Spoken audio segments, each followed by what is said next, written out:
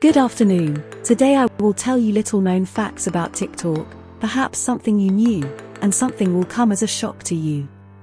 Who did not watch the previous issue? I will leave a clue in the upper right corner.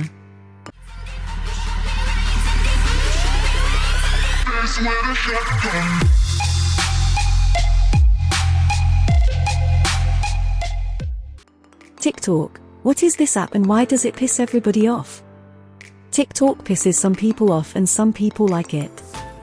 Anyway, now it is the new Vine and Instagram in one. There is no getting away from this Chinese-made machine. I tell you what this social network is all about and where it came from. Where TikTok came from. ByteDance was founded in 2012 in China and is still developing mobile applications. Its main product is considered an aggregator of news pics to share with an audience of 120 million people a day. In October 2018, ByteDance was recognized as the most expensive startup. It's a pretty rebellious company.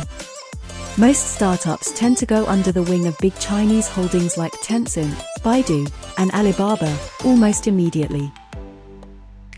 But ByteDance has decided to go against the tide and even takes developers from major technology companies, offering them salaries 1.5 times higher than the market ones. The TikTok app itself appeared in 2016 and was called Douyin in China. Within 500 days, it had beaten major competitors domestically. The service had an audience of 300 million people by early 2018. This gave Douyin its own local memes like "Karma's a bitch." But in the Chinese social network, you cannot post videos that mention Peppa the Pig. This character is recognized as a symbol of gangsters. Large advertisers came to TikTok, and the service had money for the global market. Meanwhile, in 2014, the musical.ly app appeared. Initially it was to be called Sikadan, was devoted to education. Experts explain complicated things in simple language in the format of a 5-minute video. As you have already understood, this idea was abandoned. The reason? They couldn't find experts. Videos are too difficult to make. Not all topics can be explained in 5 minutes, and Alex Xu, the founder of the startup, realized that such a thing wouldn't work. Later, Xu saw teenagers on the street, making selfies to music and posting them on social media. Thus musical.ly, a karaoke application, was born, where users can record a 15-second video clip with a soundtrack and post it on a separate social network. On the day the application was launched, it was already used by 500 people. Over the next 10 months, the app continued to grow its audience, but after the failure with Cicada, where they poured $250,000, it was too slow. The solution turned out to be very simple. Insert a logo with the site address and app name in each video. In just 1 month in the US alone, the audience grew 10 times. Thanks to tracking users' actions in musical.ly, the application gained new functions, duets, answers to questions, and much more. Later the service even had its own stars, twins from Germany, Lisa and Lena, and baby Ariel. In addition, the traditional music industry came to musical.ly, represented by pop singers Selena Gomez, Meghan Trainor, Jason Derulo, Lucas Graham's band and many others. The service has helped artists promote their music albums. Today, the app is no longer just for recording music videos with a backing track. It's about social networking. People want to stay on musical.ly because it already has a large audience. Alex Xu.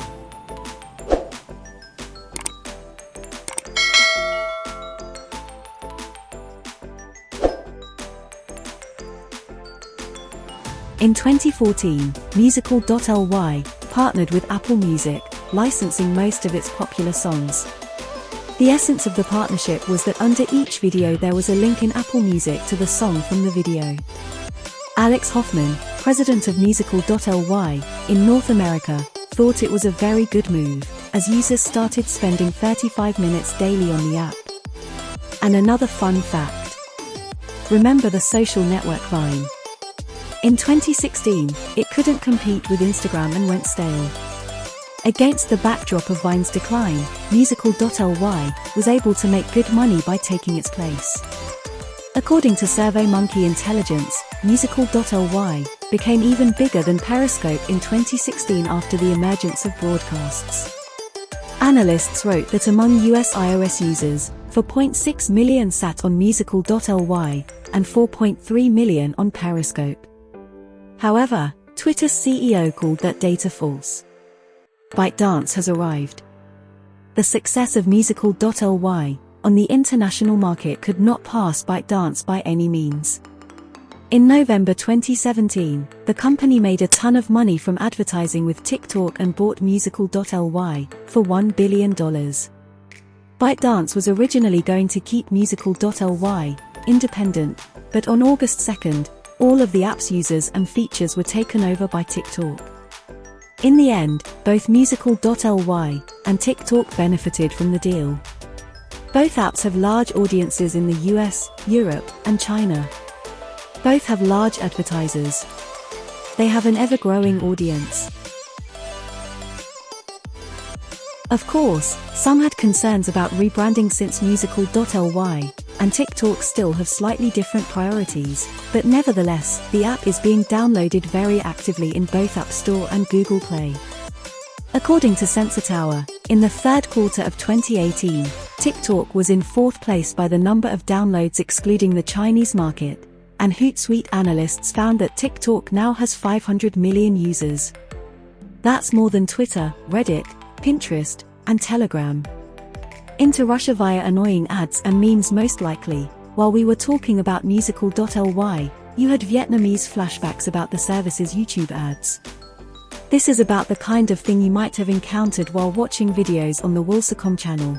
This stuff pissed everyone off so much that there were a lot of memes about Musical.ly. When Musical.ly officially became part of TikTok, the ads started rolling even harder. And this, by the way, had its results. If you download the TikTok app, you'll see a bunch of vines of Russian residents. And in 2018, TikTok was already the 16th most popular app in Russian Google Play, and in the App Store it was the third in the photo and video category. Rustam Bogdanov told TJ that his advertising agency in TikTok actively works with various Russian stars. For example, they promote Little Big and shot a music video for the rapper ST. The main audience of TikTok in Russia are teenagers from 14 to 21 years old. But Lead Machine noticed that there are channel authors who are older. One of the couples was crooning to a song by Enjoykin about macaroni and mashed potatoes.